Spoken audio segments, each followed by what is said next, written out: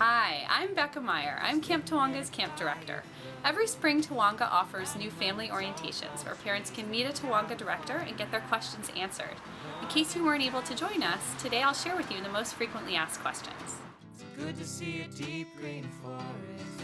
Reminds me If you picture your child's favorite babysitter and their cool big brother or big sister all wrapped into one, that's who your child's counselor will be. All of our counselors are really warm, loving, supportive, and they just love working with kids.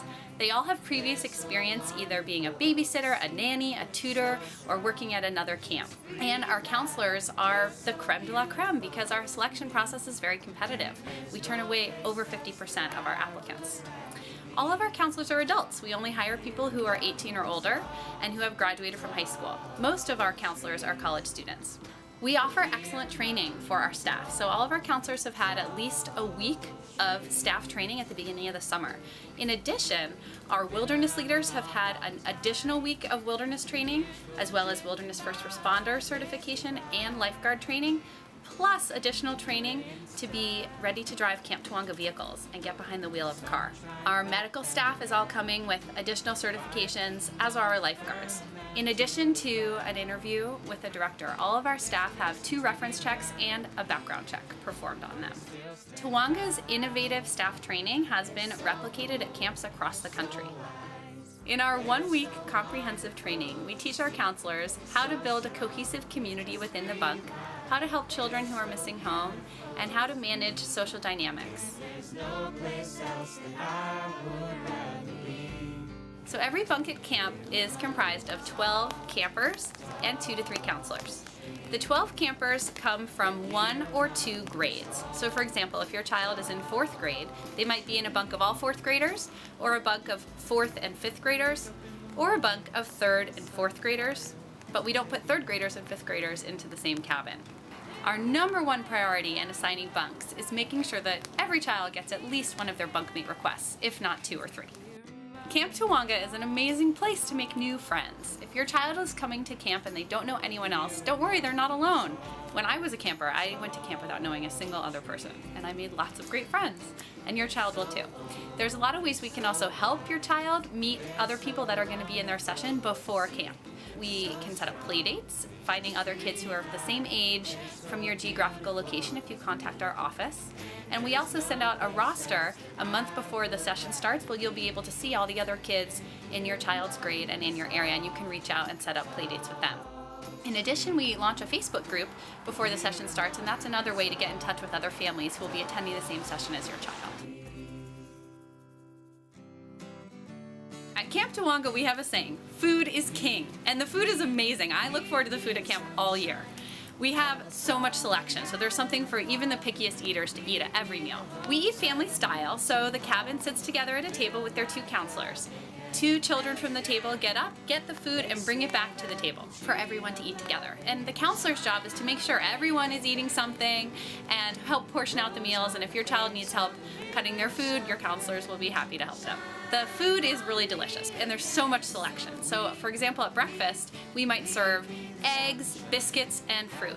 But if your child doesn't want that, there's always cereal, there's always oatmeal, hard-boiled eggs, yogurt, granola, and lots of other options. At lunch and dinner, in addition to the main course, there's always a salad bar, there's always a lot of sandwich options they can make as alternatives to the main meal. In addition, if your child has any food allergies or restrictions, we have a whole department in the kitchen devoted to meeting their needs, what we call the Alternative Foods Department. And so Alt Foods always has vegan options, vegetarian options, dairy-free options, gluten-free options, and if your child is allergic to red bell peppers, we'll have a red bell pepper-free option for your child as well.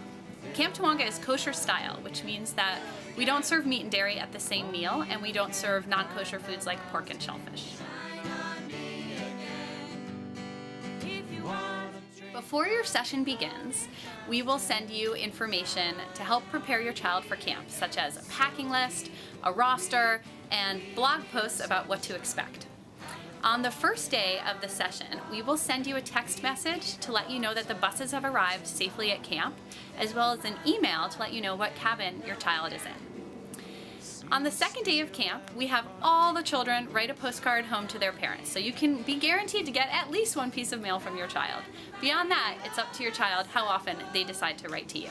We encourage you to write to your child about every other day. You can either send snail mail, or you can use our one-way email system to write an email and we'll print it and add it to the mail at camp.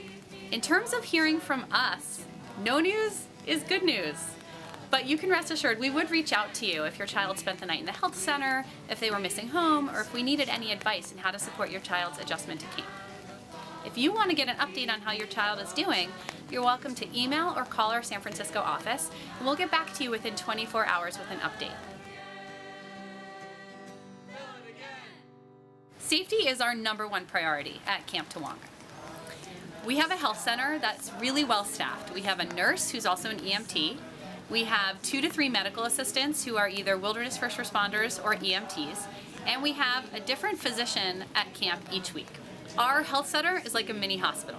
We are prepared to deal with almost everything that comes up at camp, and if we need to send out for additional support, we have great relationships with the local pharmacy as well as the local hospital.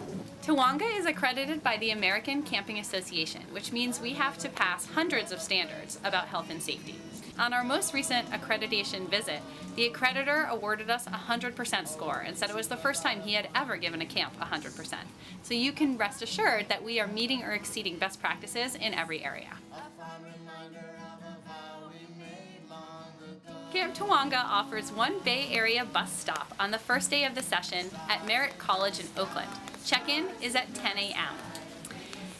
The bus makes another stop in Oakdale, where more campers board the bus, and then it arrives at camp in the early afternoon.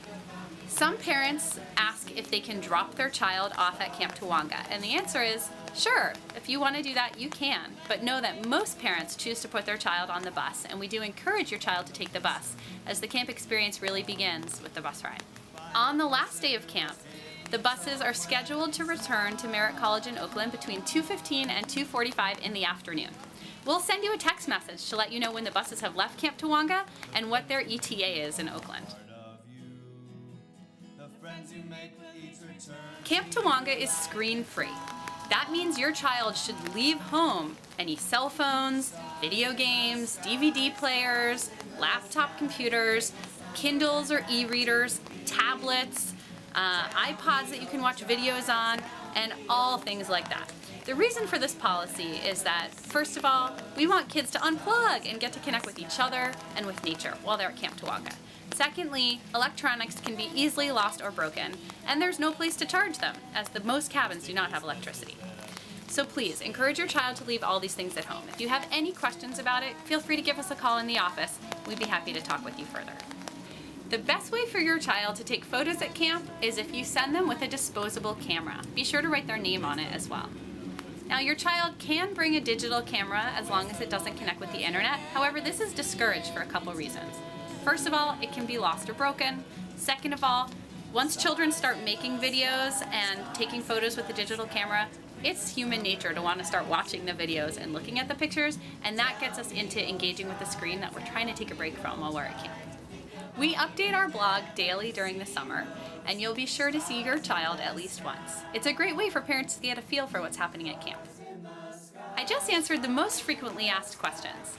If you or your child has a question that I didn't answer, please don't hesitate to call or email our San Francisco office this spring. Our team is happy to answer any questions that you have. I can't wait to welcome your children to Camp Tawonga this summer.